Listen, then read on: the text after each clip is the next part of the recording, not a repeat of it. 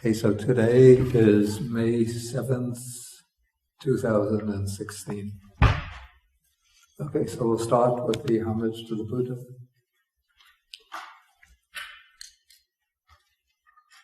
Namo tassa bhagavato arahato sama sambuddhassa. Namo tassa bhagavato arahato sama sambuddhassa. Namo tassa bhagavato arahato sama sambuddhassa. Okay, good morning, everybody.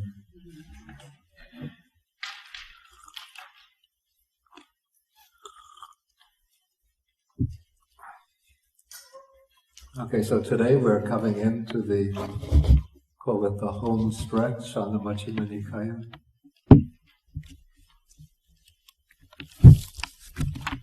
So there are a few more suttas that I skipped over that we'll go back to. Okay, so we're starting today with sutta number 151. This is called the Piṇḍapātapārisuddhi Sutta, which is translated as the Purification of Almsfood.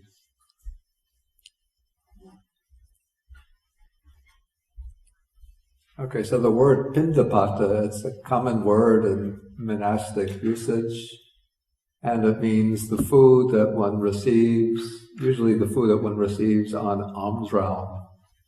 So the word is given a more general sort of application, so that any food that a monk receives is called Piṇḍapāta. So even if people bring food to the temple, it's still called, or if they invite the monk to the house and offer food, in a general sense you could also call it Piṇḍapāta, the food that he receives. But in the stricter, narrower usage, it's the food that one receives by going on alms round. The word pinda means a lump, referring to especially to the lumps of rice, because people back in the Buddha's day, unlike today where they have like well-prepared, dishes, when the monks would go on alms round, often they would just get like a spoon of food from each house that they would go to. And pata is falling. So it's the lump of food that falls into the alms bowl. And this is an extremely important practice within the early Buddhist tradition, even continuing today in the countries of Southern Asia, in that one of its purposes is to establish a sense of community, you could say, a relationship between the monastics and the lay community, or the householders, because it shows that when one enters upon the monastic life, one is making oneself completely dependent upon the generosity of the lay supporters. I mean, things have developed and are quite different. Like here at Zhuangyan Monastery, we have a kitchen and a cook and volunteers who come to cook in the kitchen. So I just have to wait each day to hear gong, gong, gong, gong. And then I walk up the hill and there's my food waiting for me. And if it's a rainy day, then I just have to call the kitchen and say, can you please send the food down?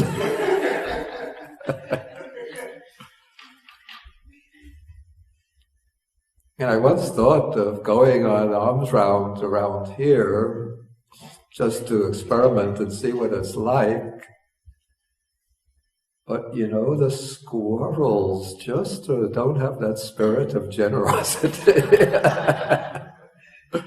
Like I think that There is one house across the street, a little to the, going in the direction of Carmel, and I think you have to walk miles until you start seeing the next house. But a few years ago, when the other American monk, Kemaratana, was staying with me, we went into Manhattan intending to go on alms round. And so I had a little sign prepared which said, "I am a Buddhist monk. I collect my food on alms round. I don't accept money. Whatever you have prepared will be accepted with gratitude." And we went down 3rd Avenue in Manhattan. I went into a few shops and stood there with the sign, but it didn't quite work.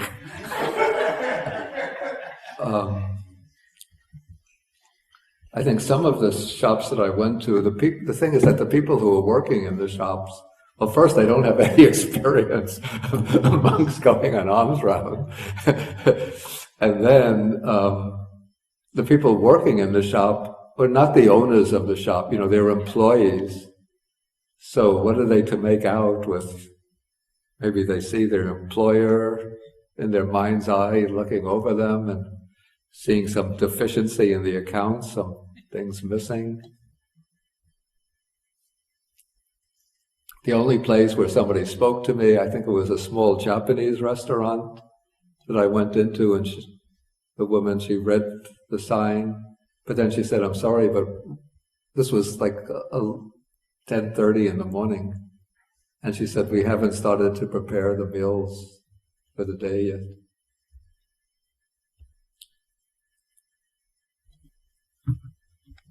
So that was my experiment going on alms round. It's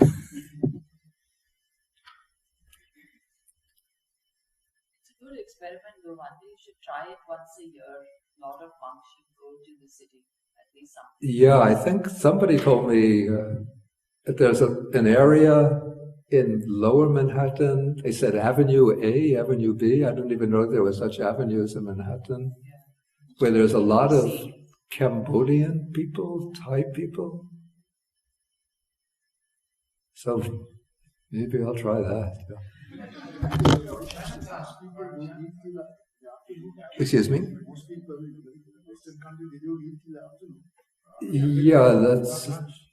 Yeah, I know. But you might have just like leftovers from breakfast. Okay, so let us continue, go into the sutta. Okay, so the sutta begins with the Venerable Sāriputta comes out from meditation, and he comes to the Buddha and pays homage to him and sits down on one side. And then the Buddha says to him that this is a stock passage. He says, "Your faculties are clear. The color of your skin or your complexion is pure and bright. What abiding do you often abide in now?" And so he's referring to, by abiding, he's referring to what kind of meditation have you been practicing? What kind of meditative attainment have you been in? And then Sāriputta says, "Now, Venerable Sir, I often abide," here the word is translated as voidness. But this was because this is Venerable Nyanamoli's translation going back to the 1950s, and the terminology for translating Buddha's terms was not yet fixed. But the Pali word is sunyata, and now the alternative rendering has gained dominance, and that is emptiness. And so in Pali, it's sunyata.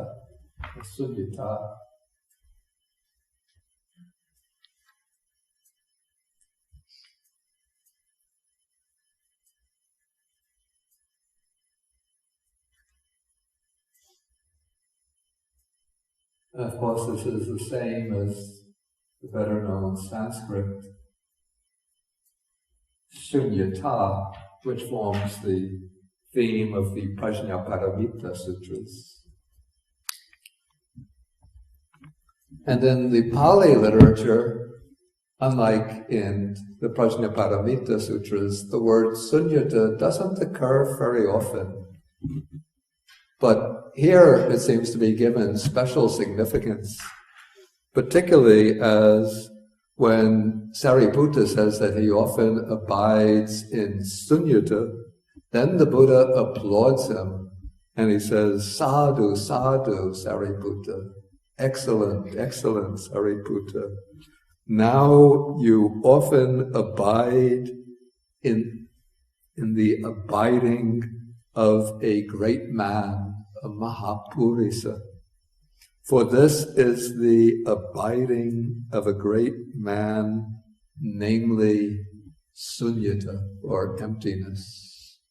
And I've been thinking about how the words sunya and sunyata are used in the text of early Buddhism, and I come up with 4 ways in which it's used. Not that they're completely separable, but just in an abstract way, we might disentangle their entangled meanings. One is what I would call a psychological sense, and that is a sense in which the mind in certain meditative states is said to be empty of greed, empty of hatred, empty of delusion. We find this use in a sutta, let's see.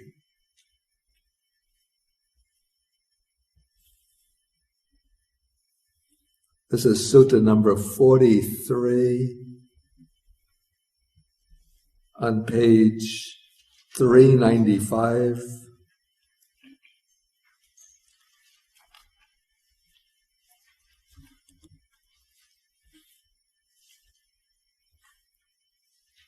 For example, in paragraph 35,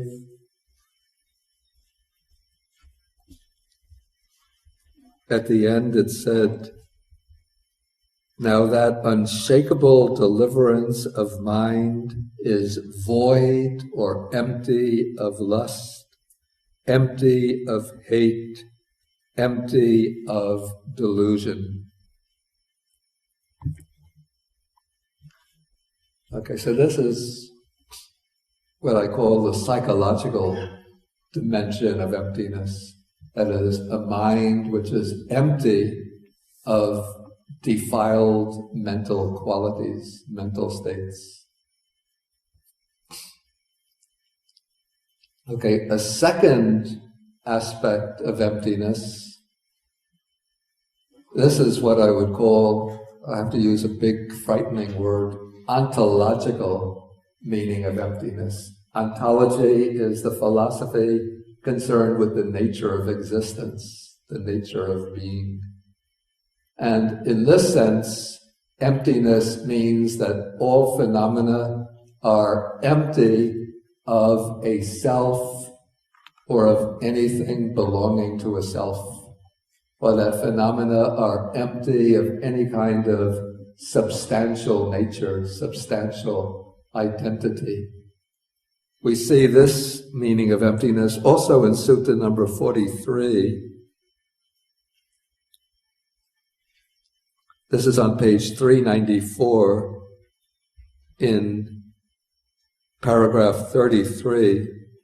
Here, I think it's Sāriputta who's speaking, who's explaining the deliverance of mind through voidness, or the liberation of mind through emptiness.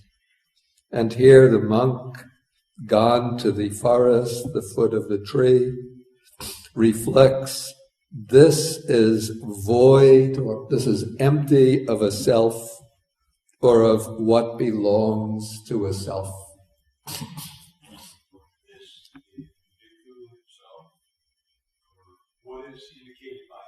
Oh, this. Yeah, this would be referring to any phenomena that are being contemplated. could be the 5 aggregates, 6 12 sense bases. And in fact, this leads into another sutta that illustrates this meaning of emptiness. This is Majjhima Nikāya, chapter 35. I believe it's sutta number 85 or 88, something in that area. This is where Ananda comes to the Buddha and says that there is this expression, the world is empty. The world is empty. In what sense is the world empty? And then the Buddha says, it is empty in the sense that it is empty of a self or of anything belonging to a self. And then the Buddha goes on to explain what is it that is empty of a self or of what belongs to a self. The eye is empty, the ear is empty, the nose is empty, the tongue is empty, the body is empty, the mind is empty. All is empty of a self or of what belongs to a self. Well, it sounds even a little bit like the Heart Sutra. It's starting to sound like the Heart Sutra. Okay, so that's the ontological aspect of emptiness. And then a third aspect of emptiness, again I use a big word, frightening word. Maybe you can call this the phenomenological aspect of emptiness. This is, phenomenology is the philosophy concerned with the way things appear within experience. And so this aspect is concerned, you could say, concerned with the way, what I would call particular ways of directing the attention in a meditative state. And we find the illustration of this in Sutta number 121.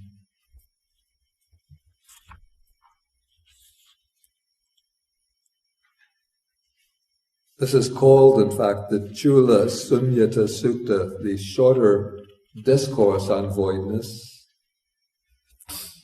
And so here, in a sequence, the Buddha is explaining to the monks how to direct the attention in successively more refined ways by bringing to mind what is missing or empty in a particular experience.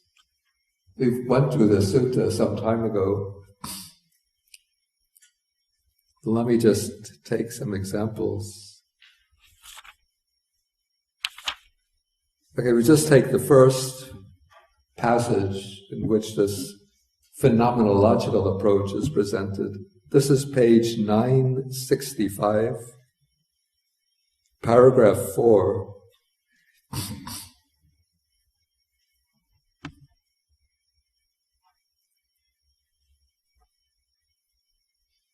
Okay, here the Buddha says, just as this palace of Migara's mother is void or empty of elephants, cattle, horses, and mares, and so on, and there is present only this non-voidness, namely the singleness dependent on the Sangha of bhikkhus, so too a bhikkhu, not attending to the perception of village, not attending to the perception of people, attends to the singleness dependent on the perception of forest.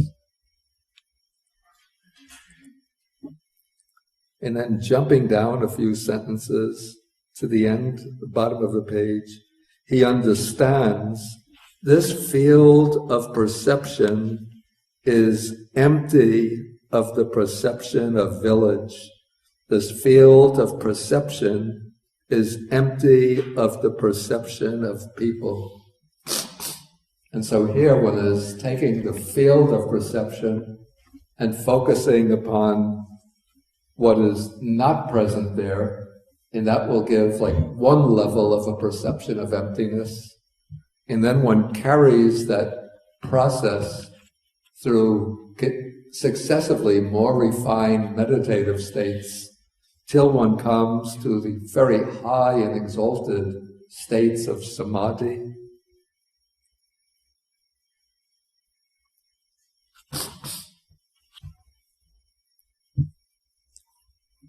Until we come to something like this: field of perception is void of the perception of the base of nothingness, void of the perception of the base of neither perception nor non-perception.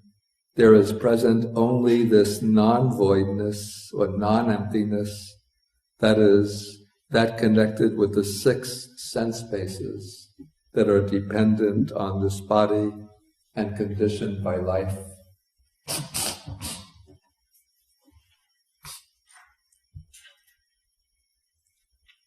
Okay, so this is what I call the phenomenological aspect of emptiness.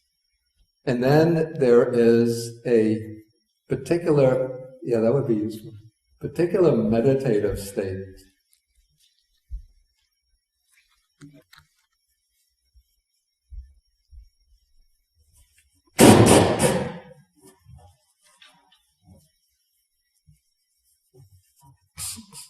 We actually find a series or a set of 3 very high meditative states, which seem to be like almost marking the threshold to the realization of Nibbana.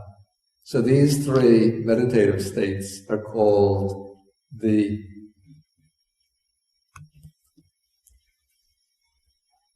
Animitta Samadhi,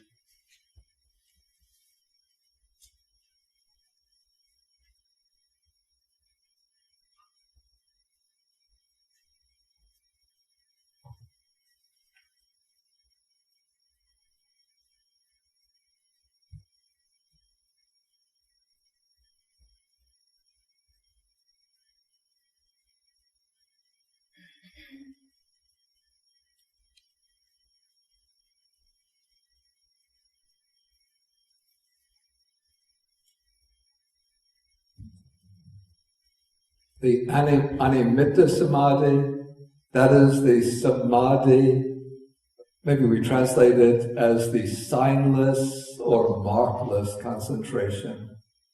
That is, well, actually there are different explanations. Let me just go through all 3 of them. The Apanihita Samadhi, this is Apanihita, you could say, is the desireless or wishless concentration. And then the Sunyata Samadhi, this is the emptiness concentration.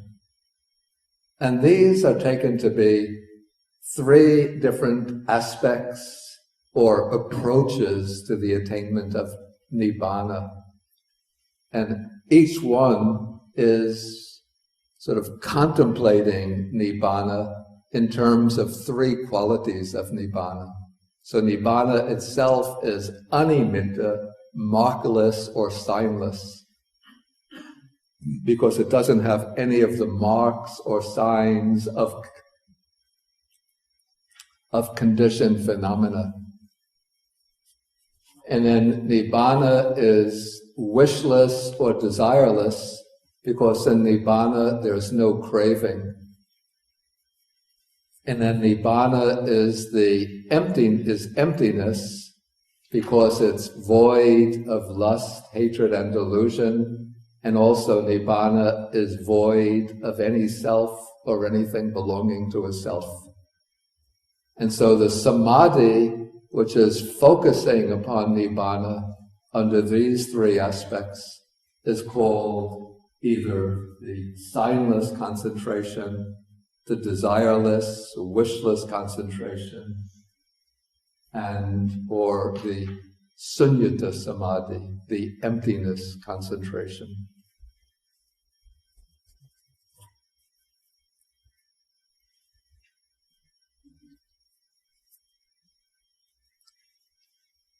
Okay, so what is the abiding in voidness, abiding in emptiness that Sāriputta has been dwelling in? Okay, the sutta itself doesn't explain. It just says, the Buddha just congratulates or applauds Sāriputta and says, excellent, excellent. That is the dwelling of the Mahapurusha, the great men. But what is this abiding in emptiness? According to the commentary, what the commentary says is that this is called the Arahata Pala Samapatti, which means what can be translated, the meditative attainment of the fruit of arahatship. Okay, now the attainment of each of the 4 stages of awakening or enlightenment involves 2 aspects. One is called the path. The path is what I describe as the momentary breakthrough experience, where the mind emerges from all conditioned phenomena and just for a moment realizes or penetrates to the unconditioned. And with the attainment of that path experience, the mind breaks certain fetters or cuts off certain defilements. Just in one moment, it just breaks or cuts off those defilements.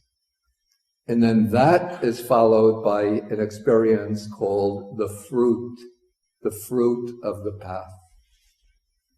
And that fruit experience just lasts a few moments in which one experiences the bliss of Nibbana, that bliss of freedom, just for a few moments before the mind returns to the level of ordinary consciousness. And one goes through these stages 4 times, it could be in the course of one life, over several lives, in order to reach the final goal.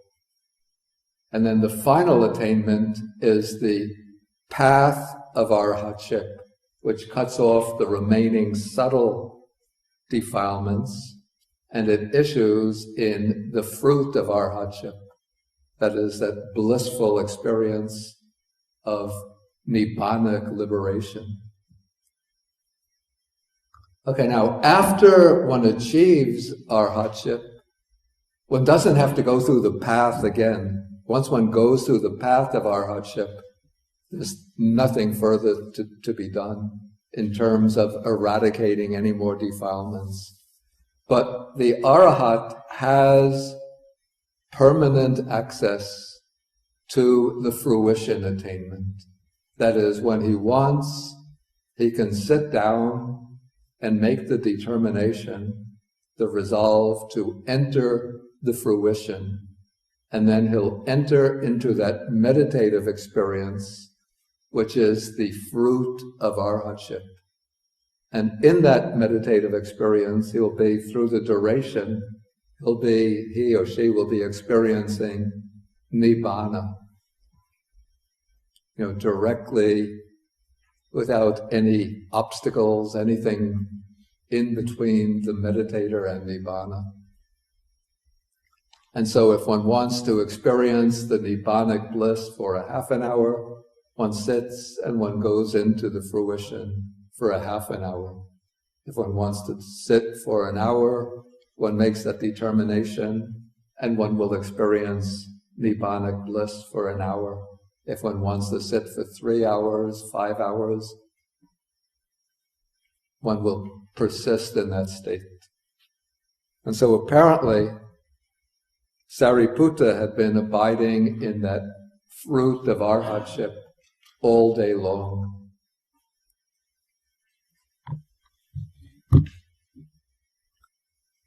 Okay, and that fruit of arahatship, in this case, is being called the abiding in emptiness, because in Sāriputta's experience one can experience the fruition of arahatship in any of these 3 modalities. depending upon which aspect of Nibbana one focuses upon. If one wants to focus upon Nibbana as lacking the marks of condition, as free from the marks of conditioned phenomena, then one will enter into fruition experience through Nibbana as the markless or signless. If one wants to focus on Nibbana as the absence of desire, then one enters into the desireless liberation. And if one focuses upon Nibbana as empty or void of self or anything belonging to a self, then one enters into the emptiness fruition experience.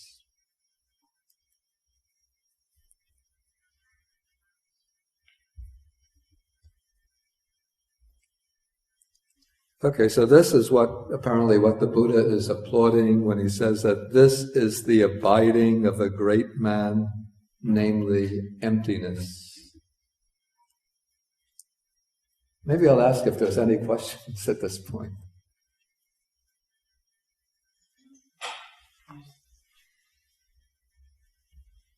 Is there a fruit of abiding in Nibbana? Is there a fruit of abiding in Nibbana beyond simply enjoying it, simply experiencing the bliss of it? I don't quite... Well, like where I'm at in my meditation now, it's sort of a process of striving. Yeah. Once one has attained Nibbana, yeah. Why does one meditate? Why does one spend time in Nibbana? I see. It's kind of an odd question. Yeah, I understand the question.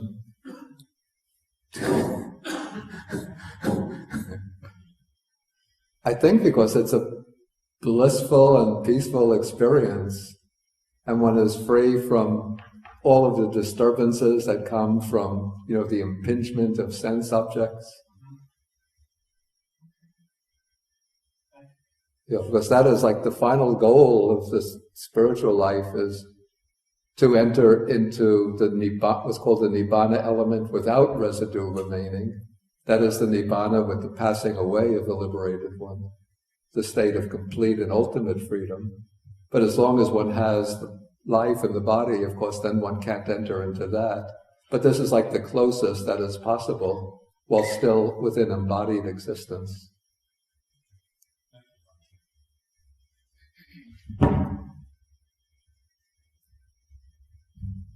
Okay, Stephen?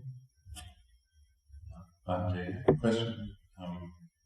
If one is able to sort of comprehend sunyata, maybe in the ontological sense, would that be sunyata ceto vimutti? And does that relate directly to an attainment?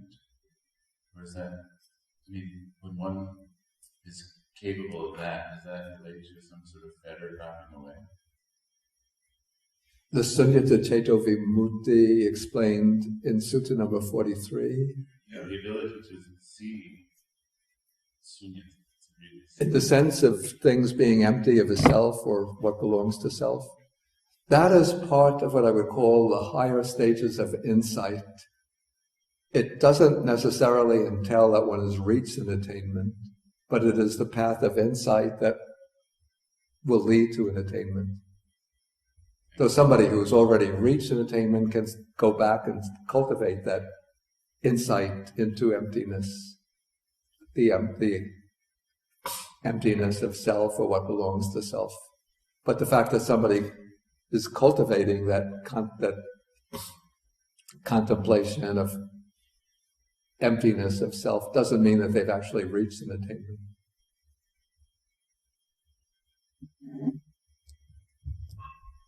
Okay, if there's no... yes. And the difference between the first one, animitta and shunyata concentration, Yeah. isn't it seem to be very close? Well, I can't speak from personal experience. For us, it seems like, because these states seem very abstract, so they seem very similar. But I guess that there is subtle difference between them, depending upon the aspect that's being stressed or that's being focused on. So it's said that the Animitta Samadhi comes from focusing upon the absence of the marks or signs of conditioned phenomena. And it's, in the Visuddhimagga system, it's related to the contemplation of impermanence. That somebody who makes sort of the basis of their insight practice the characteristic of impermanence will tend towards the Animitta Samadhi. Because what's meant by Animitta, especially, it said, is the absence of the mark of permanence. And then it said that the Sunyata Samadhi comes to those who make their emphasis, their point of focus, the non-self aspect of conditioned phenomena, that all phenomena are devoid of self or anything belonging to self. Okay, so they seem very similar, from a distance, but I guess as one gets close up, one could see subtle differences between them.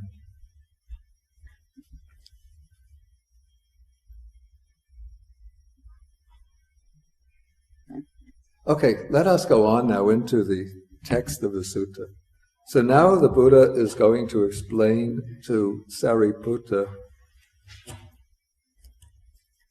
well, for the sake of others, since he's speaking to Sāriputta, he's going to explain how to often abide in voidness, to abide in emptiness. And he does this in a very practical way.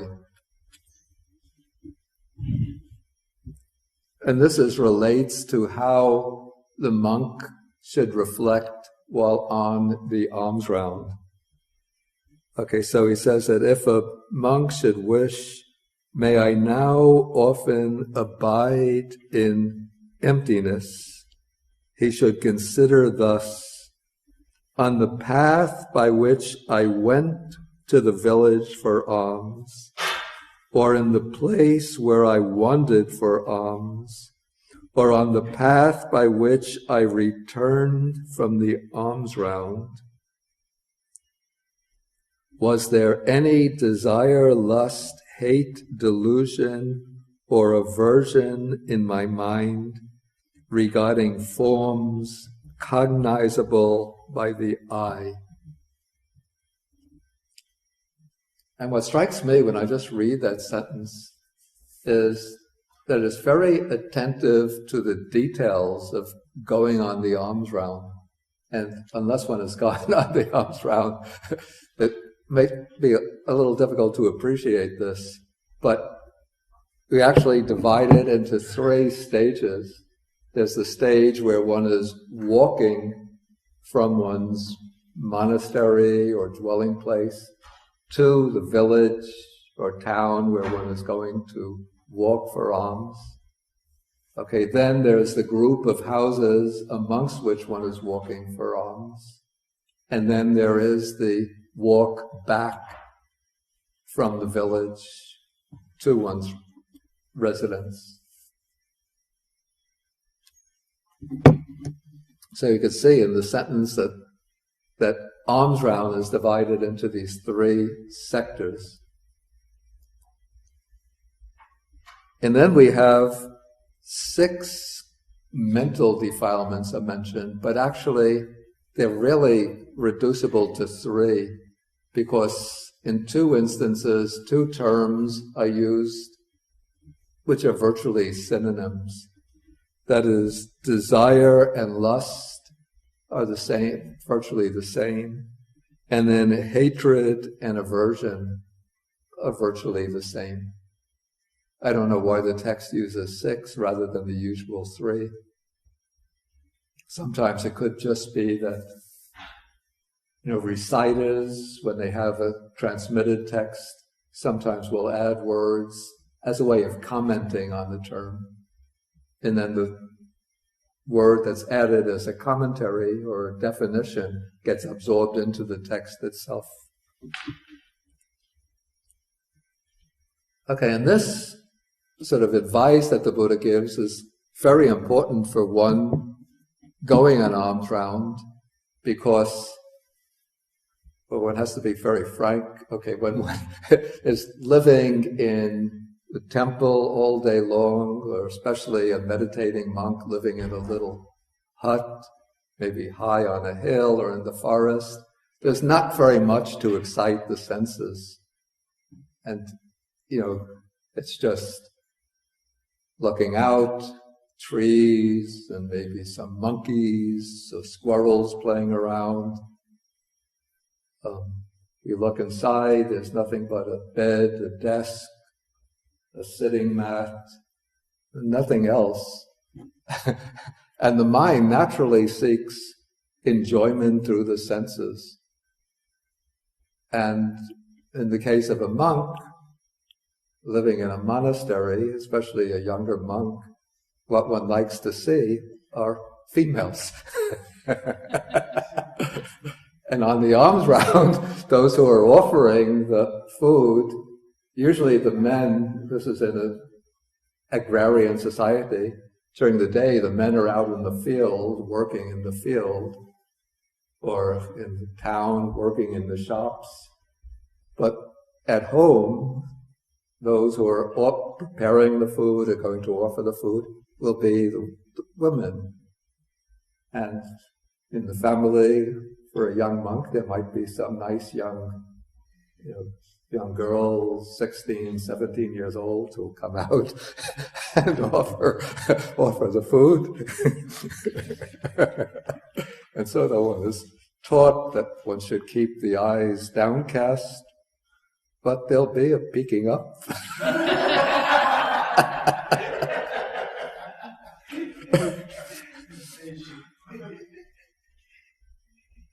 And I know from personal experience, when one is just training to keep the eyes downcast and looking at the feet and just getting a vague impression of the young woman who's offering the alms, the mind will be fashioning images of, like, who are the beauties today? I mean, back in my day, it was like, well, past Marilyn Monroe, I think past Bridget Bardot. I don't even remember in those days. But today, maybe is Taylor Swift considered it? No? What?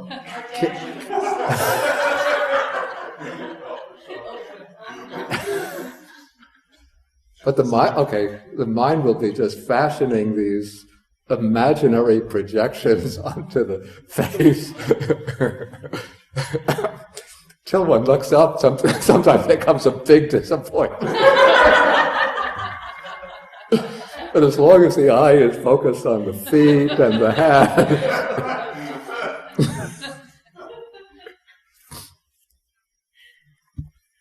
and then sometimes they will say, "How are you today, Bhante?" And that gives an excuse for looking up.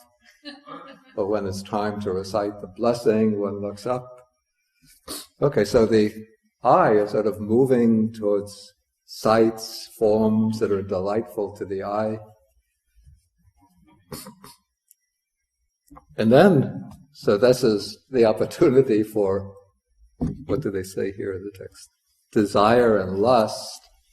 And then there are occasions when one is approaching the house. Of course, one gets the smell of delicious food. That's another kind of desire and lust. And when they're offering the food and one sees the food being put into the bowl, of course, ideally one is supposed to be indifferent whether one gets good food or bad food. But when you see that they've made some really nice preparation, and you get the delicious smell, then desire, craving starts to arise. But then there are other occasions when one is approaching the house, one getting closer and closer, and then one hears the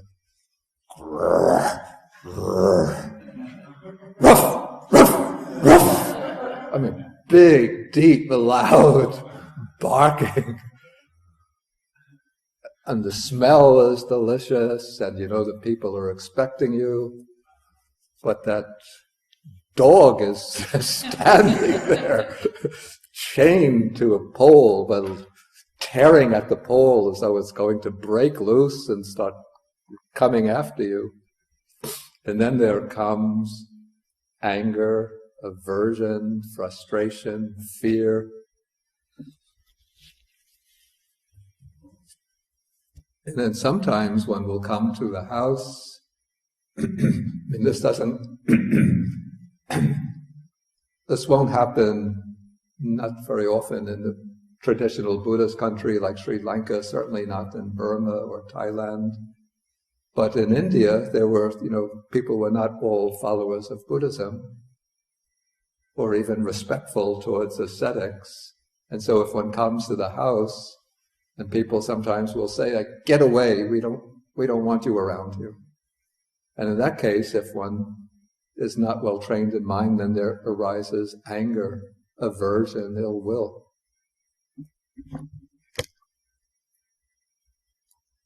In such an instance, do you avoid the house, or what do you do? Well, if the people say, "Get away, we don't want you," then one has to, move on. But if the fear is internal, like there's a dog and the dog is barking, what do you do? Well, in the past, what I would do is stand there, and then when the people hear the dog barking, they come out, and since they want to offer alms to the monk, then they'll tell the dog, quiet, quiet, or they'll bring the dog into the house. The person says, get out, you still want to stand there? There's nothing wrong with it. They still change their mind. For a moment, in case they want. Yeah, I think I would do that too. Just for a couple of minutes. Yeah, because there's a story that comes down. Actually, it comes down. I think it's in the Milinda Panha, the Questions of King Milinda, where the monk Nagasena, he knew. This was the boy who was to become Nagasena, but the Sangha knew that this boy had descended from the heavenly world in order to become Nagasena, to become a great monk, in order to fulfill, certain responsibilities in maintaining the Dharma. But he was born into a Brahmin family. And the Brahmins had a somewhat antagonistic attitude towards Buddhism. But the elder monk would go every day to the Brahmin's house in order to try to make a connection, to get a foot in the door, to make a contact with this boy who was to become Nagasena. And every day, when the Brahmin sees the monk, he doesn't pay any attention to him. So the monk just stands there for a few minutes, no response. And then since there's no response, he has to move on to the other houses. Then one day, the monk is standing there in front of the house, and then the first time the Brahmin comes out from the house and says, "Move on, Venerable Sir. We don't give to Buddhist monks." And then the elder monk says, "Thank you very much." And then the Brahmin is puzzled by this and thinks, I didn't give him anything. I told him to move on, and yet he thanks me. Why is that? And then he thinks there must be something special about these Buddhist monks. So then he calls them into the house and says, "Why is it that I didn't give you anything, but you thanked me?" And then the monk says, well, I've been coming to your house for alms, for a year or so? And previously you never even had the courtesy to come out to say a word to me. You just remained in the house silently. But now you came and you asked me to move on. So I thanked you for at least speaking a few words to me. And then with this, the Brahmin's mind was changed. And then he said, wait a few moments. And he told his wife, get some food ready, and prepared it, offered it, and then invited the elder monk to come in the future, to come call regularly for alms. And that way the elder monk was able to get to know this boy, who then decided he wanted to become a monk, and then he became the great monk Nagasena. Okay, so let us continue.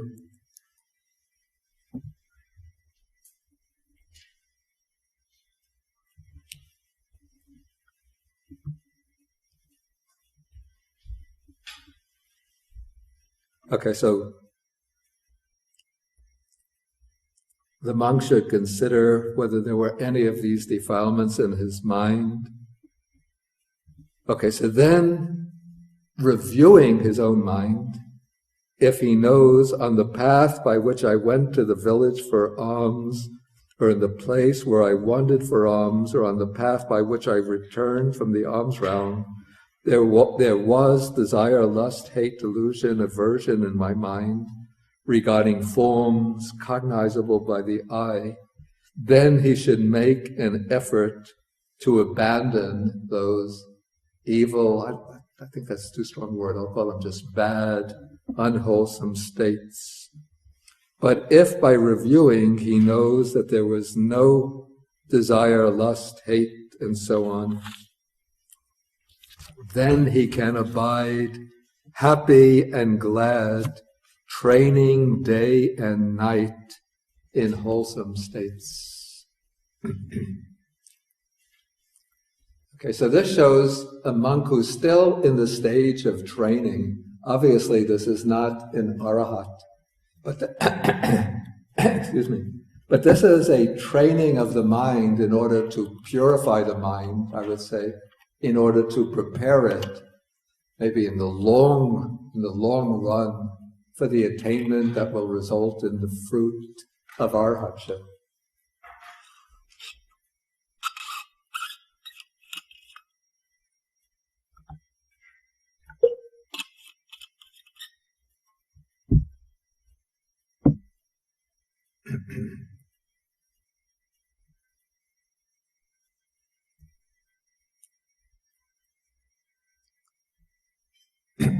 Okay, and then the same thing is repeated for each of the other sense modalities.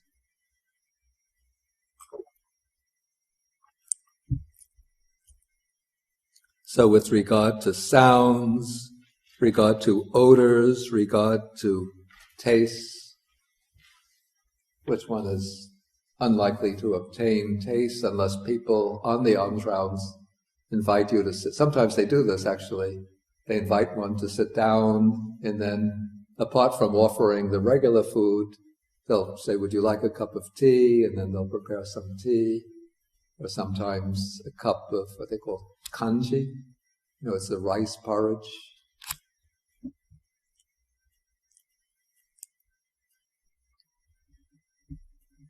And the rice porridge is rather bland tasting, but there's something called kola kenda, which is flavored with green, what do they call this? Green herbs, and it's very tasty.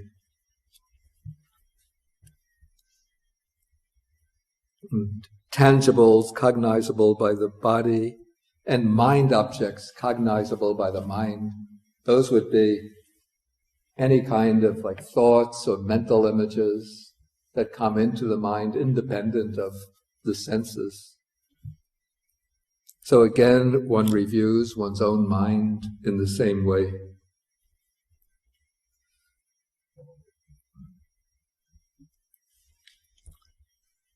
Okay, so that takes us through the 6 sense modalities. And I read Bhikkhu Analayo has a comparison of this Pali version of the sutta with its parallel. There's a parallel in the Samyuktagama. It's actually the parallel or the counterpart to the Pali Samyutta Nikāya. And this is the parallel preserved in Chinese translation. And that version ends here. And this suggests, so this is a point that Venerable Analayo makes, that it could be that the more archaic form of the sutta ended here, and that the later sections were added, by the reciters in order to create a fuller sutta. But anyway, I like the fuller version because it seems to add what I would call systematic elements. And so we can see a scheme emerging in these additional sections. Okay, so now the Buddha says, you see, these sections up through paragraph 8, those are all really concerned with the alms round. And so those fit the title of the sutta. But these additional sections are no longer concerned with the alms round, but with other aspects of training.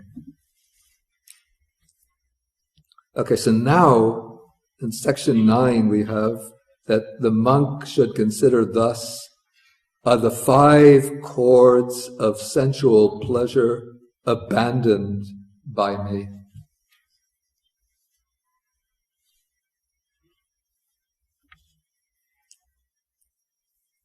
Okay, if by reviewing he knows that the 5 cords of sensual pleasure are not abandoned, then he should make an effort to abandon them.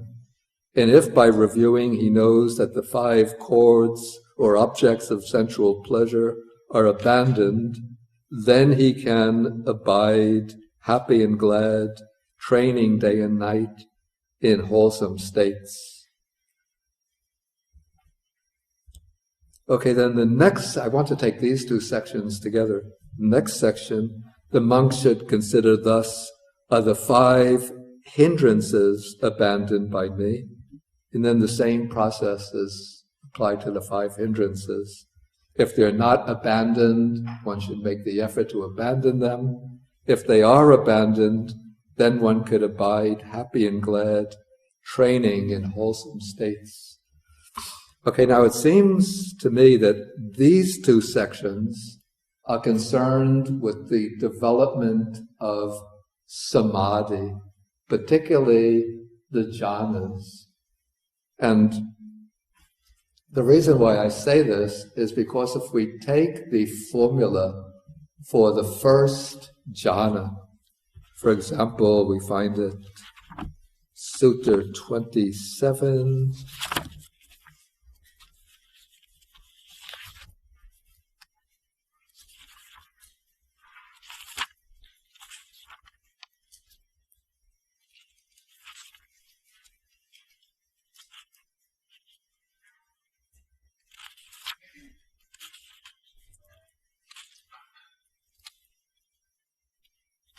Okay, yeah. Somebody said page 69? No, it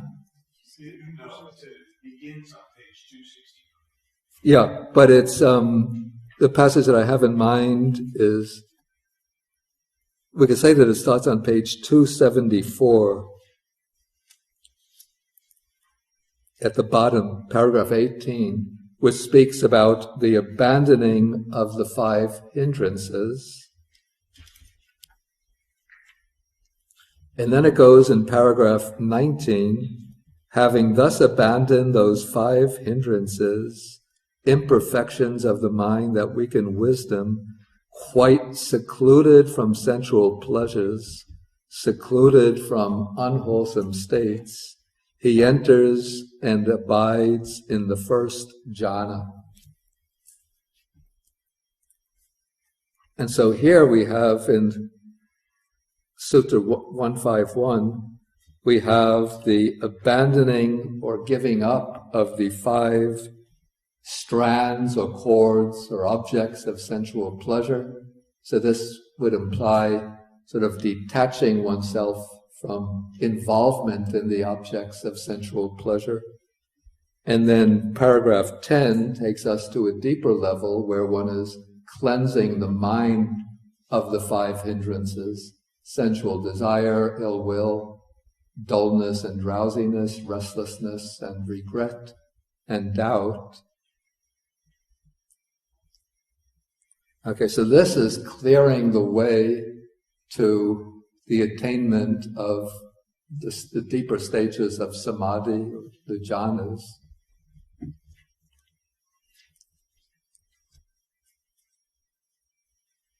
Okay, then the next section, this is paragraph 11, says, are the 5 aggregates subject to clinging fully understood by me?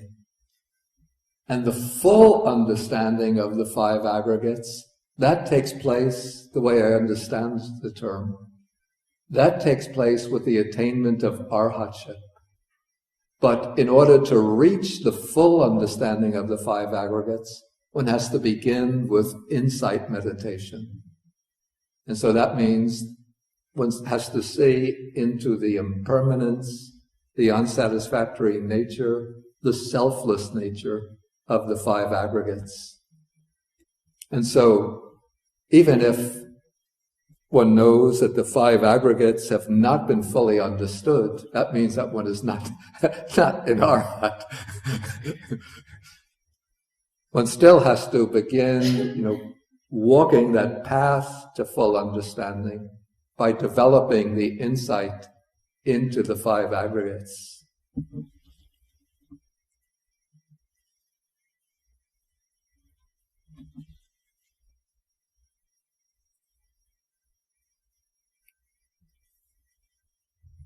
Okay, then we could see the next sections. We have the text brings in the 37 aids to enlightenment, the 7 groups of enlightenment factors. That is the 4 foundations of mindfulness, the 4 kinds of striving or right effort, the 4 bases for spiritual power, the 5 faculties, the 5 powers, the 7 enlightenment factors, and the Noble Eightfold Path. Okay, the way I might see this is sort of my own interpretation.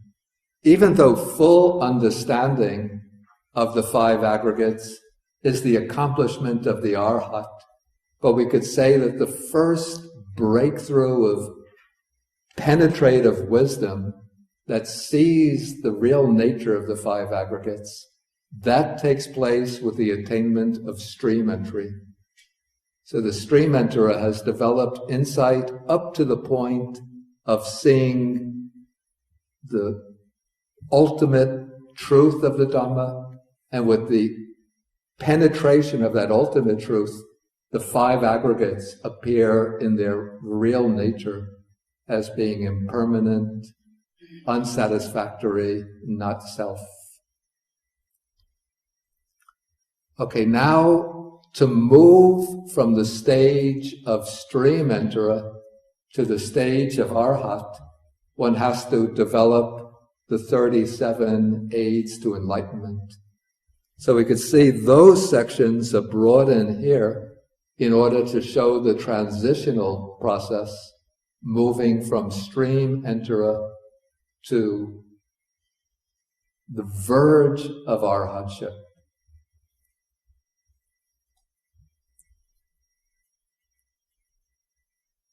Okay, then to bring the attainment of arhatship, we could see the next section comes in. That is serenity and insight, samatha and vipassana. Of course, samatha and vipassana, serenity and insight, have to be developed throughout this whole process of cultivation. But we could say that they're brought in here because at this point they have to be brought into balance and brought to a certain pitch of perfection.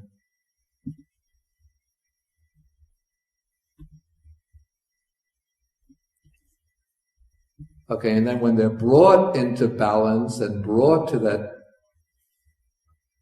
degree of strength, then there comes the breakthrough to the attainment of arhatship, the final fruit.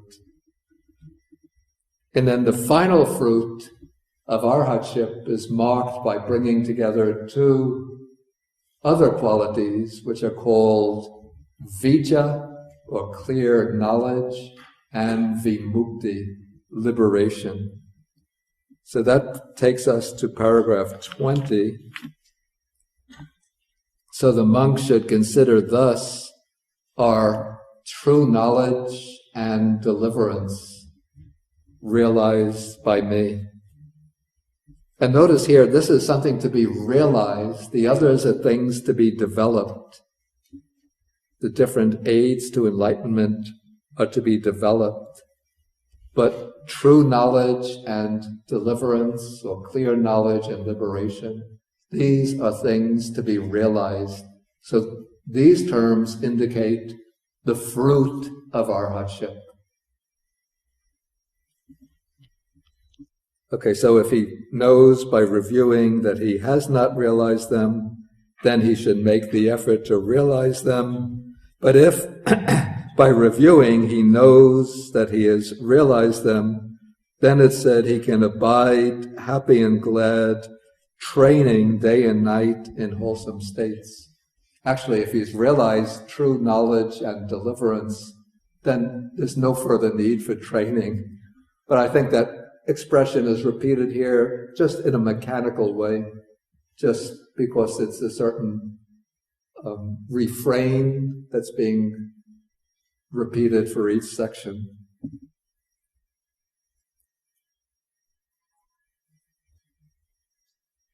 Okay, and then apparently by achieving this true knowledge and liberation, so no further mention has been made in the rest of the sutta about the abiding in emptiness, but by realizing this clear knowledge and liberation, then one is able to abide in emptiness.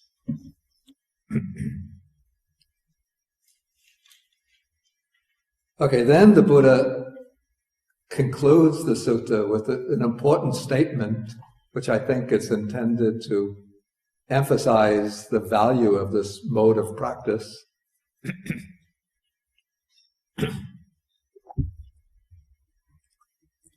He says, whatever... Suddenly I'm getting this phlegm in the throat, I don't know.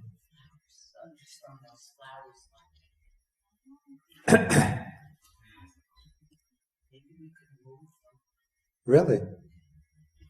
Other people are getting them from the flowers? I'll survive. Okay, but I don't know that I'll complete the sutta. I'll survive. Whatever ascetics and Brahmins in the past have purified their alms food, have all done so by repeatedly reviewing thus. Whatever ascetics and Brahmins in the future will purify their alms food, will all do so by repeatedly reviewing thus. Whatever ascetics and Brahmins at present are purifying their alms food, are all doing so by repeatedly reviewing thus. Therefore, Sāriputta, you should train thus. We will purify our alms food by repeatedly reviewing thus. Actually, Sāriputta is already, presumably at this point, an arahat, so he doesn't actually have to train. But probably the Buddha is saying this, so he's speaking to Sāriputta.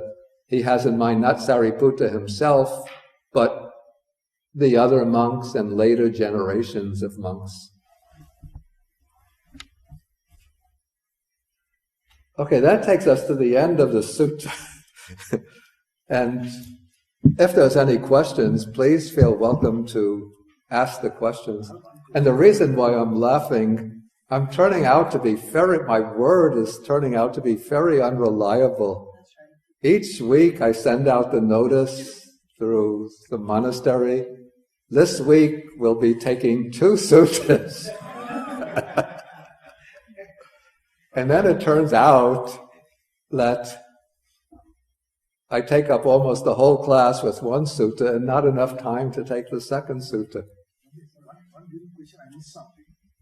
Which is 5 chords of sensual pleasure? 5 chords of sensual pleasure. Wait, you take the microphone. What exactly are those 5 chords? The 5 chords of sensual pleasure. Yeah. They talk about 5 hindrances, I know what they are. But the 5 chords of sensual pleasure, the term chords, what exactly is that? Yeah, it's the Pali word.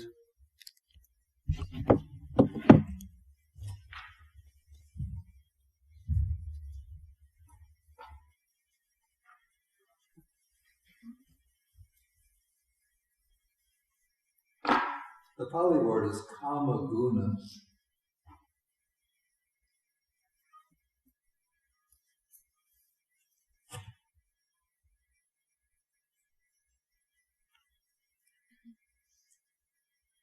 Yeah, kama is sensual desire or sensual pleasure. Then guna, the word guna is used in many senses. Here, the way it's explained or defined in the suttas, don't take the English word chord too literally. I don't know why, I think Nyanamoli used the word chord.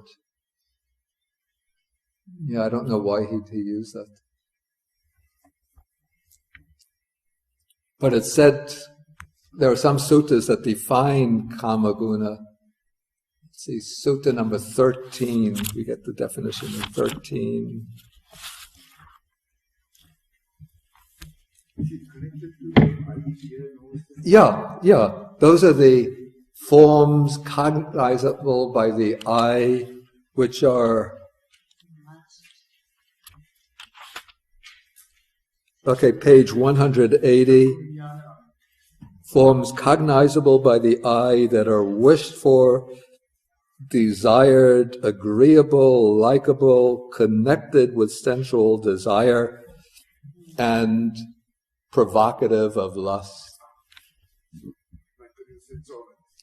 Excuse me? It's not the 5 sense organs themselves, it's the 5 objects of the sense faculties. And so, one can't actually, I have to say, one can't literally abandon the 5 enjoyable objects of the senses, because they are there whether you want them to be there or not. I mean, when the young monk is going on his Armfrauen, the beautiful girl is going to come out with the delicious food, and so he's not going to run away, but it's and speaking to him with the sweet voice, "How are you today, Venerable?"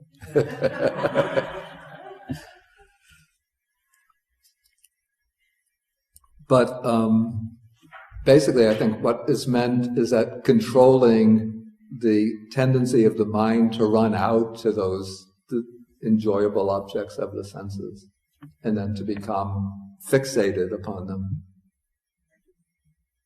I would think the running out would kind of represent the core connection between the sense object and the reception of it as pleasurable and sort of indulgence in it.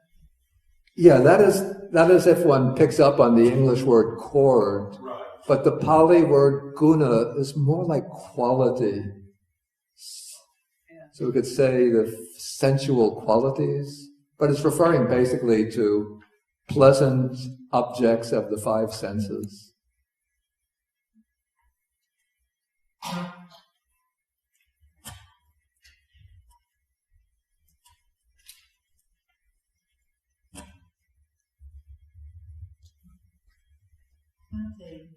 Earlier, you talked about, or you read something about non-holiness. About? Non-holiness. And something singleness. Did I hear that right? And I wondered if that was related to duality and non-duality. Non-voidness. Oh, I see, non-voidness. I was just reading a passage from that sutta, and it's not speaking about non-duality in any philosophical sense, but rather these are modes of training the mind in order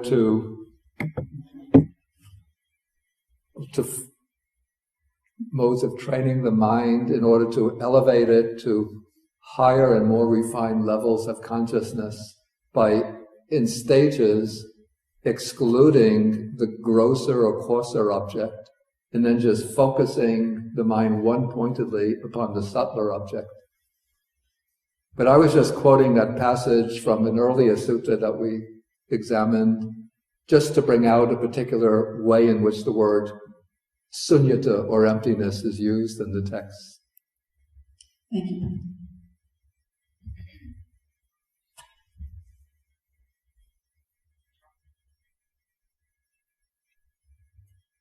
Any further questions? Yeah, please. What is your name?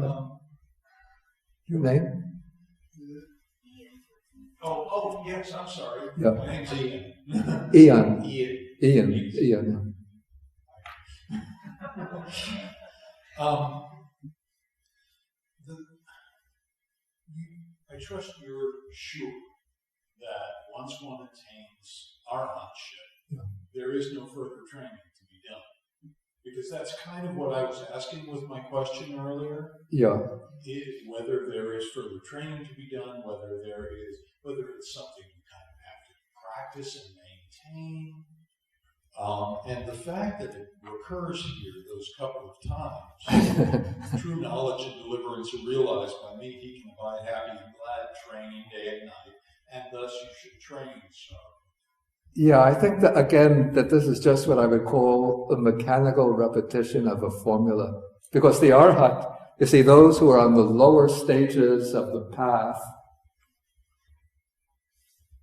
are called seka, which means one in training, or a trainee. And then another term for the arhat is aseka, which means one who is not a trainee. But I translate aseka, one beyond training, or one who has completed the training. Because somebody like me, I'm an aseka in the sense of lazy, negligent.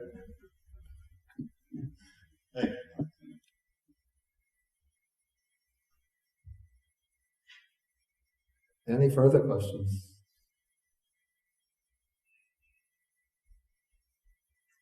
So shall we try to take one Sutta 152 in 5 minutes?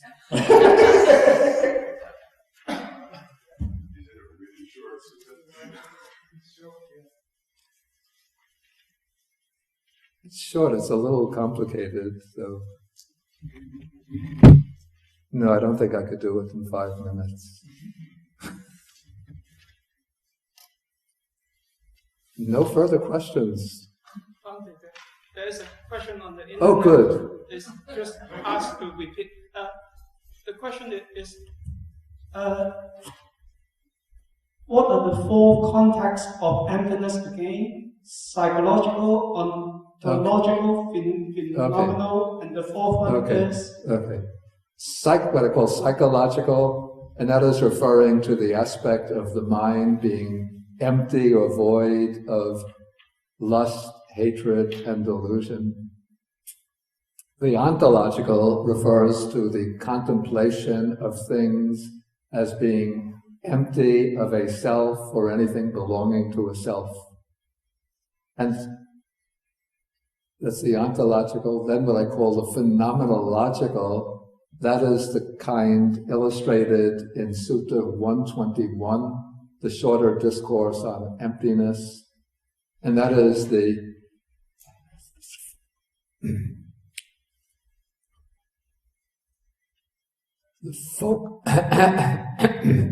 the direction of the mind in such a way. I don't remember if I found a very succinct way to explain that. You mentioned the way things appear within an experience. Okay, that's the meaning of phenomenology. Okay, but this is, the direction of attention in such a way that one excludes from it or empties the mind of successively coarser objects of experience in order to focus it on successively subtler objects of experience. And then the fourth context is this context of the three kinds of samadhi, which I call the meditative context, where we have the signless or markless concentration, the wishless, desireless concentration, and the emptiness concentration.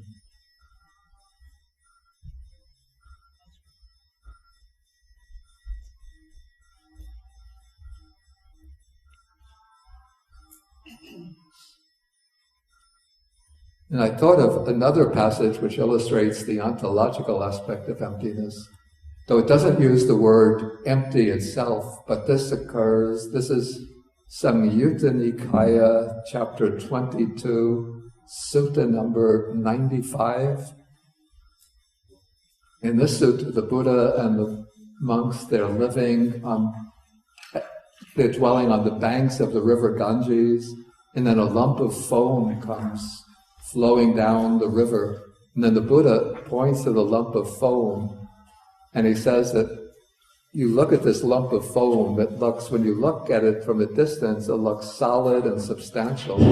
But when you examine it closely, you see that it is hollow, void, you could say empty, though the text doesn't use the word sunya. And then he says, in the same way, material form or rupa appears to be solid and substantial, but when you examine it with wisdom, it's hollow and empty. And then he says, feeling, in the same way, it's like bubbles, water bubbles on the surface of water. They look solid and substantial, but they just break up and vanish. In the same way, feeling breaks up and vanishes. And then the mirage that appears on the horizon appears real, substantial, like the mirage of water when you're driving down the road on a sunny day. But when you pass that mirage, there's nothing there. And that is like perception. And then the trunk of a banana tree appears to be solid and substantial, but when you cut it down and look for the hardwood inside, there's nothing. It just rolls upon rolls upon rolls. And that is like the mental formations, the sankharas. And then the illusion created by a magician, the illusion of, apparently the Indian magicians were able to create illusions of elephants and horses and palaces. But when you examine them closely, you find that there's nothing there. And that is like consciousness. Okay, Edwin had a question. Well, I think you bring that up quickly. In science, they explain that when you hit the floor, you're actually hitting, nothing. You're actually hitting space. It's all atoms. So Yeah. It's actually just energy. But then my question was, it's note 1351. Although the arahant who has realized true knowledge and deliverance has no need for further training. But then again, he goes on to say he continues to cultivate serenity, insight in order to enter into the bliss of the jhana, fruition attainment of the hardship and cessation of perception and feeling. But I don't know, I see a little contradiction, maybe I'm misunderstanding. That if he gets true knowledge and deliverance has no need for further training, then why is he still training further? It doesn't, he continues to cultivate serenity, so where is his training stop? Wait, there's a little competition taking place.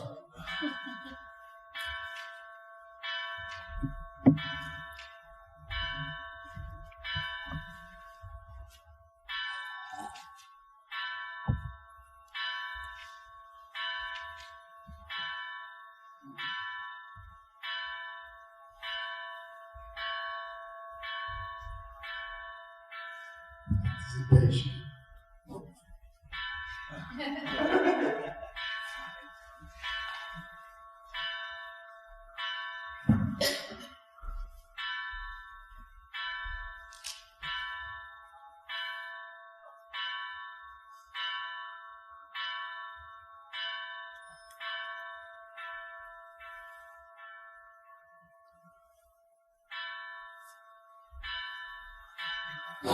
I give up. Speak loudly.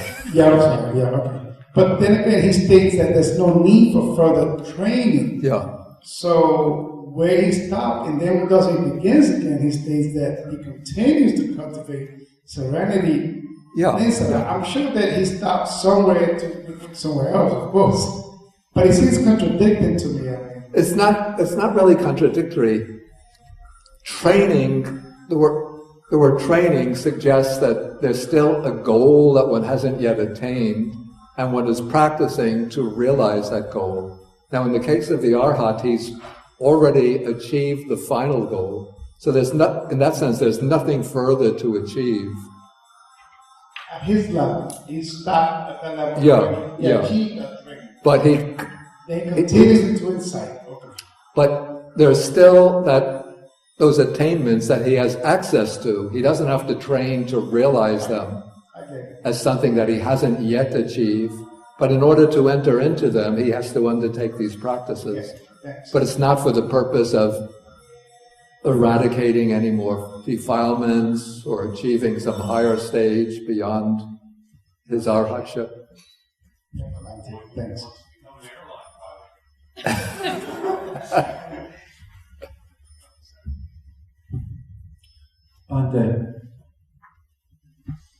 Isn't it a mind moment when you become the Arahant? And then once you attain that mind moment, then that's it. The path of arhatship, according to the Abhidhamma system, is just a mind moment. That mind moment is what eradicates the fetters. But then after that, there comes, the fruition experience. Then one emerges as an arhat. But then one continues through the rest of one's life to be an arhat. It's not that one is an arhat for one mind moment. Exactly. Thank you, Bhante. Okay, we'll end now, and we'll come back at, say, 12:20, in order for 12:15, 12:20, to have a little further discussion. I really feel like a promise breaker, But next week we'll take Sutta 152. Even though it doesn't take that much time, we'll see. Maybe there are interesting things we could find in it. Like this sutta, I thought would take like about 20 minutes, and we can do the sutta that we didn't do the last time, Bhante. I have that. Those take. That takes longer. Those will probably take 2 sessions each. Sutta number 1 and Sutta number 140, number 43.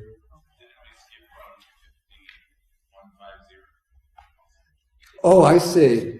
Yeah, that doesn't take so much attention, but maybe if we have a little time next week, we'll take a look at it. Okay, so let us share the merits.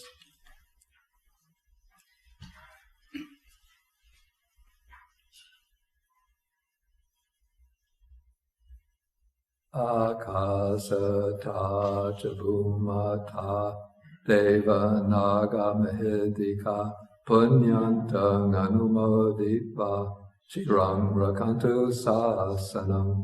Akasata chabhumata deva naga mahidika punyantang anumoditva chirang rakantu desanam. Akasata chabhumata Deva naga mahidika punyantang anumoditva chirang rakantu mam param. Etavata cham hehi sampadang punya sampadang sabbe devanumodantu sabba sampati siddhya. Etavata cham hehi sampadang punya sampadang sabbe bhutanumodantu sabba sampati siddhya. Etavatacham hehi sampadang punya sampadang sabbe satanumodantu sabba sampati siddhya bhavagupadaya avichihetato etantare satakayupapanna rupya rupicha sanya sanyino dukkha pamuchantu pusantu nibhuting.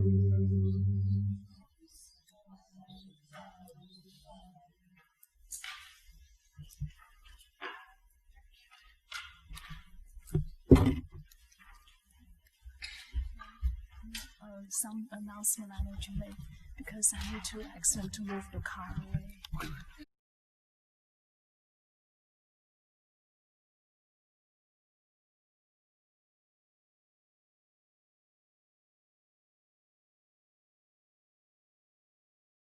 Today.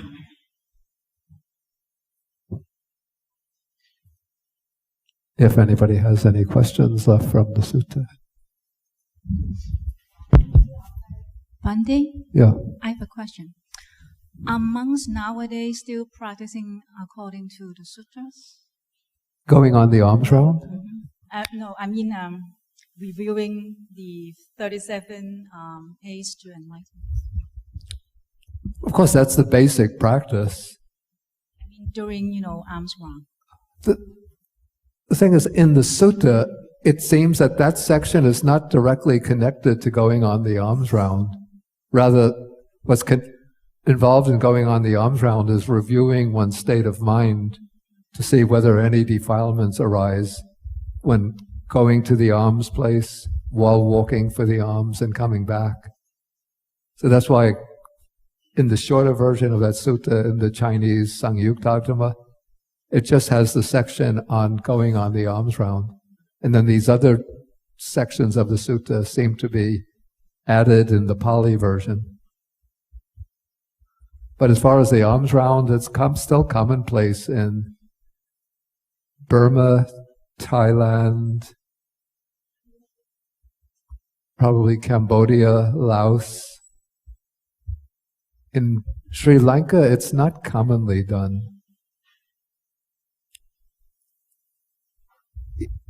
In Sri Lanka, maybe because of the period of the British Imperial Empire, the British Imperial rule in Sri Lanka, somehow that connection between the temple and the village communities got broken.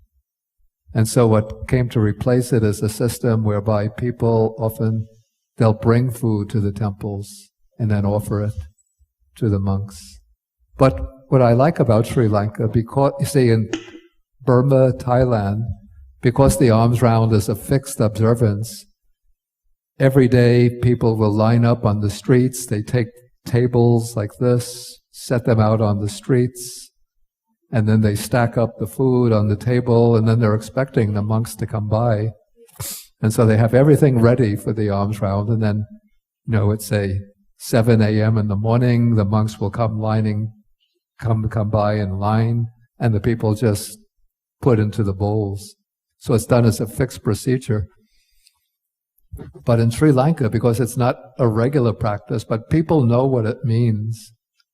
And so when one turns up carrying the bowl, when one comes to, say, a little hamlet or village and you're standing there, usually nobody is expecting you in advance. And then, because the houses are open, people are constantly going in and out of the houses. Suddenly, say, one woman in the house will come out maybe to hang laundry or to bring the children out. And suddenly she sees, there's a monk standing in front of the house. Wow, this is great opportunity for merit. And then they'll go into the house and then get something ready. And then they'll inform their neighbors, and then everybody will excitedly come out. So it makes it much more, in a way, more meaningful than if it's a fixed observance where it's done in almost a mechanical way.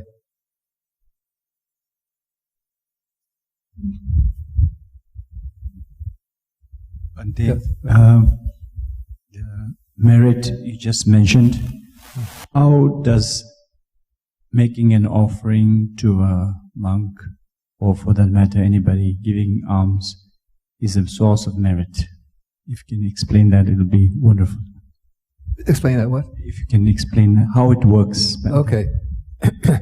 What's called merit is wholesome karma. And I think it refers specifically to the power of wholesome karma to bring desirable results in the future, to ripen in the form of desirable results. So there's the worldly benefits of merit, which would be things like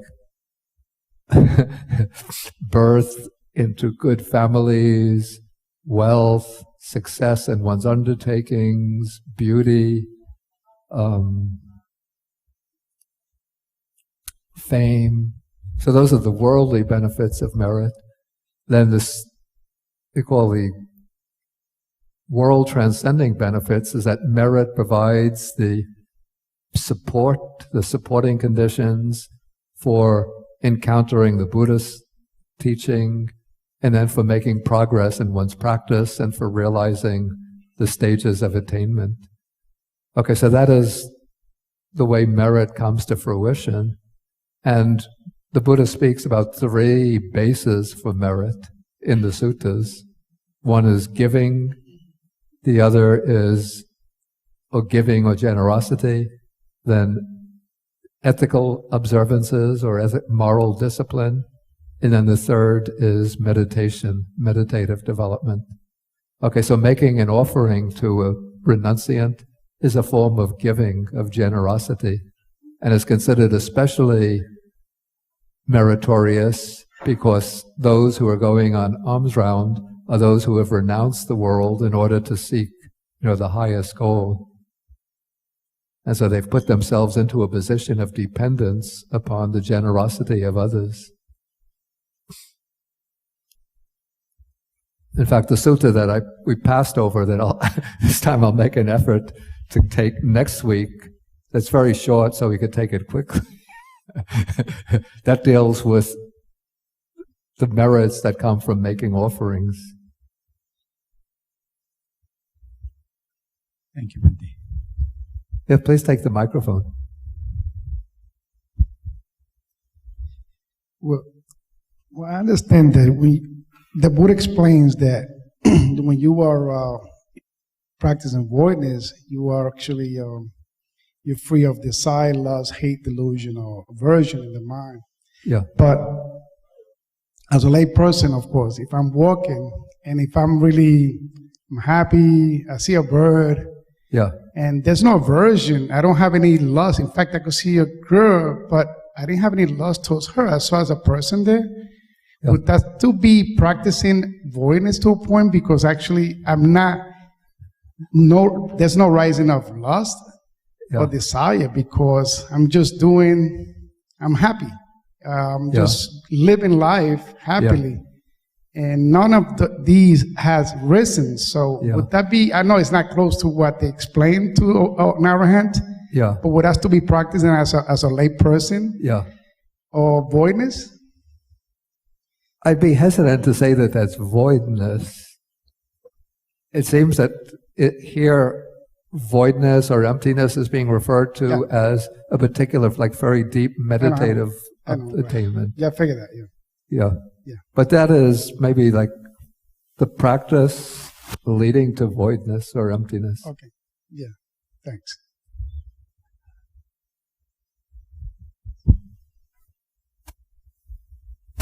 Yes. Would it be possible for you to explain to us the attitude of Theravada Buddhism towards money, accepting money, in terms of alms round? I believe that one of the 10 precepts is there's a precept to abstain from accepting gold and silver. Yeah. At the same time, I believe that the Indian society at the time of the Buddha was not a currency-based society like ours today. Yeah. And in contemporary East Asia, it became customary for monks and nuns to accept money. Yeah. And then, for example, in Japanese tradition, when monks go on alms round, usually the bowl used is much smaller than those used in Theravada Buddhism. Yeah. And usually they're expecting money, or not food. Yeah. So what is the attitude now, historically and also in contemporary societies of Theravada? That's a big. It's almost like a doctoral dissertation or a master's thesis. Okay, the rule is against accepting gold and silver, which means it's explained in the commentary that means anything that can be used as a medium of exchange. Okay, so it's understood traditionally to mean that the rule is against accepting money. And I would say within the classical context, that was observed quite strictly. And in certain sectors of contemporary Buddhist monasticism, particularly the forest monasteries, it's observed quite strictly. In the mainstream Theravada monasticism, I mean, most monks have faced, the realities of having to deal with situations in the contemporary world where, like, if one is traveling by public transportation, like the way the strict monks do it is that they have to have somebody come along with them, either to put them on the bus or to accompany them if they have to change buses. But most monks don't have the luxury. They're not wealthy enough to have somebody come along. And so I say most monks nowadays do handle money. But as far as the alms round goes, I would say that those who do go on alms round are pretty strict not to accept offerings of money on the alms round. Of course, the purpose of the alms round is to collect the food. Thank you.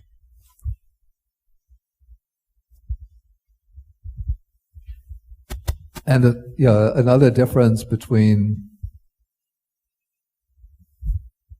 Theravada Buddhism and what I understand in Japanese Buddhism is that Buddhist rituals are performed almost with prices set on them. So if you want to get like a half an hour recitation, there's such and such a price. If you want an hour's recitation, the price is that much higher. If you bring together 3 or 4 of your friends for a recitation, then you get a discount. It's almost quite literally as a business deal. In, say, the Theravada tradition, people will invite the monks to the home, say, to do a recitation. Then they'll make offerings in the proverbial red envelope or a white envelope. But it's not done, with a predetermined price. And it's not done expressly as a kind of exchange deal. It's just that the monks come to do the recitation, and the people, sometimes they'll make offerings of actual material requisites, like things that are needed at the monastery. If they don't know what to give, they'll give like the white envelope or red envelope with money in it. Yeah. When you explain the situation, like you have your situation here where you have your food, everything is there, that has become pragmatic in every religion that happens. I understand that. We become more comfortable, so therefore we lose touch of what the Buddha was teaching to let go, right? But wouldn't that make it much harder for many monks these days and Buddhism to be practiced at its fullest? To be practiced, in other words, become enlightened, because of the fact that so many amenities there that are I have to say available. It's very true. A lot of the amenities make it. They make life more comfortable, but they become obstructions for making progress. True. So that's why the ideal situation is to live in very, very simple conditions. Mm-hmm. Just a kuti, like a little cottage or hut. True. With the bare necessities. Well, you see many monks these days living very, that I've seen, many monks that live high class, they're doing better than I do. I don't have anybody cooking for me. I got to cook myself. I got to clean. I got to do everything. But they got all of those. You got a lot of help.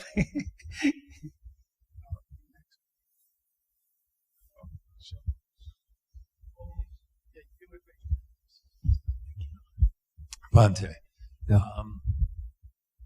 I don't know that it would happen, but if you were on alms round, say, and someone dropped money in your alms bowl or otherwise placed you in possession of money, what would you do? Would you simply accept it, or would no, one would ask them to take it back?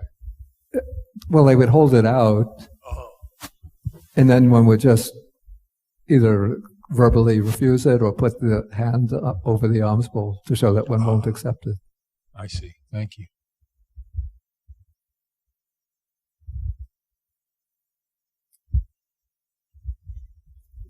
Yeah, one of my enjoyable experiences in going in alms round, this was back in 1987. I went to Dharamsala, or actually McLeod Ganj, that's the area above Dharamsala, or the northern part of Dharamsala, in order to take treatment from a Tibetan doctor. And I was staying at this, it's called the Tusita Meditation Center. And then I saw that there was like an Indian village on the other side of the hill, and I thought it would be a good idea to go on alms round there. And so I had somebody write in Hindi, or maybe it was the language of that region, which is a dialect of Hindi, that statement that I'm a Buddhist monk going on alms round, I only accept prepared food, not money. And of course the people don't have any experience with wandering ascetics going on alms round, but maybe it's ingrained in the mind from the traditional Hindu legends and so on. And so when I would come to the village, I would stand there, and everybody would run into the houses, but I would just stand there holding up the sign, and the adults probably are not literate, but there would be like usually a kid, and then they would send the kid out to me, and the kid would take the sign and look at it and read it. Then I would see the kid goes back to the adults and confers with them. Then they came out and said, wait, to indicate, wait. I think they brought a chair and had me sit down. Then they went into the houses, and I sat there about 10 minutes. Then they all came out from the houses with prepared dishes and offered to me. And then I did this a few days. Then I decided to go down to the Tibetan section of the town, and everybody's working. No, I mean, nobody is in the homes. Yeah. I think that both husband and wife are out working, they're working in the town. So the houses, I stand in front of the houses, but it seems that there's nobody in the houses. Oh, somebody was going to ask. Yeah. I just want to know that when you mentioned the 4 aspects of sunyata, the second aspect, the phenomenological, you actually mentioned different sutras for each aspect, like Sutra 121 and Sutra 43. What is the sutra associated with this particular aspect? With the phenomenological. That, I think, the clearest example of that is what I call Sutta 121, the shorter discourse on voidness. Okay. But maybe what you mean, the ontological. The ontological is concerned with the nature of existence. Yeah, I think you mentioned 121 for ontological, you mentioned Sutta 43. And the Majjhima passage, Nikāya 3585. Yeah, for the ontological, that particular passage from Majjhima Nikāya 43 on contemplation, on the mind deliverance through emptiness. Yeah, that one I understand. I thought 121 is for the meditative aspect, the signless. No, that is a meditative, it's dealing with meditative states, but I call it phenomenological because it involves shifting the focus of attention within the field of experience or the field of perception. And make it subtler? Yeah. That's what you meant by that. Yeah. Okay. So that is what I call a phenomenological. And then the last, the meditative, I refer to those three samadhis, and those are mentioned in various places. One place where they're mentioned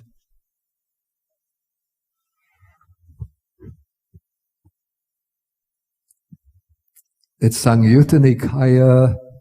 It's called the chapter on the unconditioned. I think it's Samyutta Nikāya chapter 43. It speaks about different samadhis as the way to the unconditioned, and it mentions these three as a set.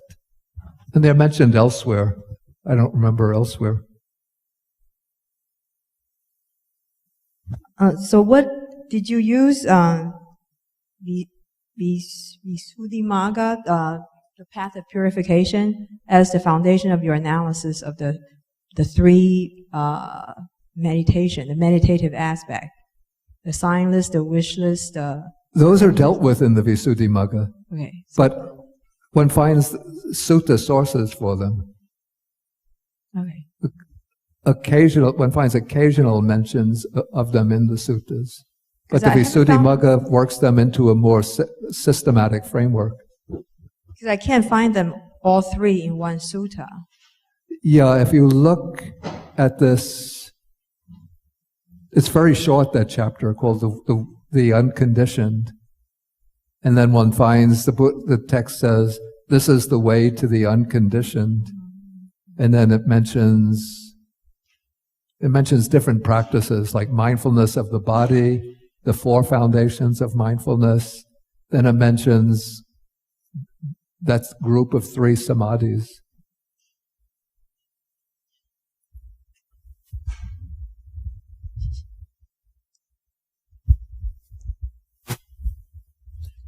Bhante, I got confused. So in Sutta 43, the deliverance of mind through voidness, and the samadhi, the third samadhi, are these 2 different things? The interrelationships between them get rather complex. We're going to do Sutta number 43. Probably in June we'll take it. So let's, put that question off till then.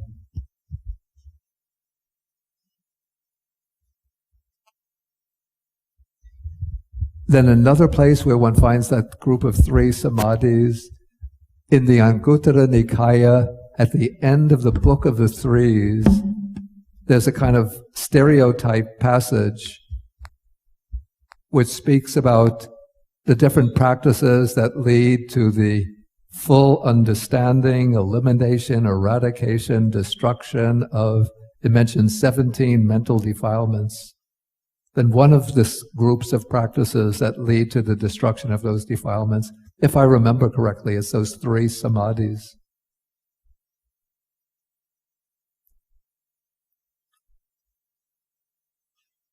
Okay, any further questions? Okay, then I think we'll have to end for the day. And we're going to need some help to bring some things over from this hall to the big hall, the big Buddha hall. Edwin? I said we need some help to carry some things over to the big Buddha hall.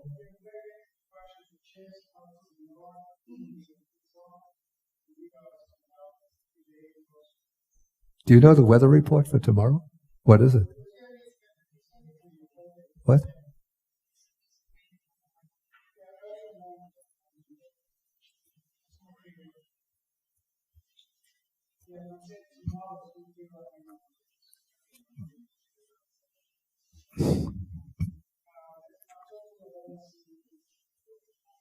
I think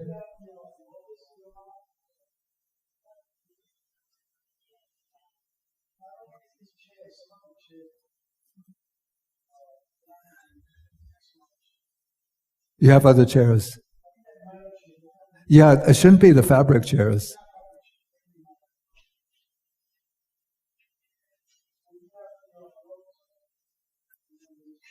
Yeah, then I think this base has to be... Yeah, this is merit. They need help in the kitchen. You mean right now?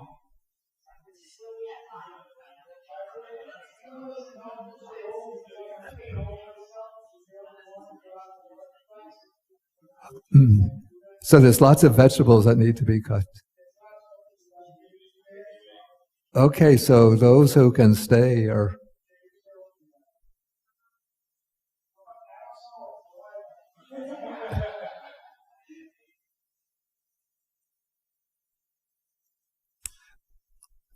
Okay, Edwin knows what has to be done, so Edwin can give.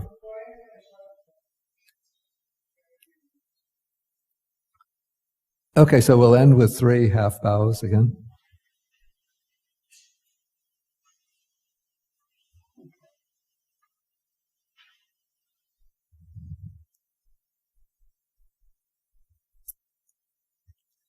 Okay, 1,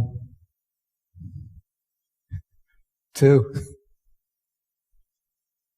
3.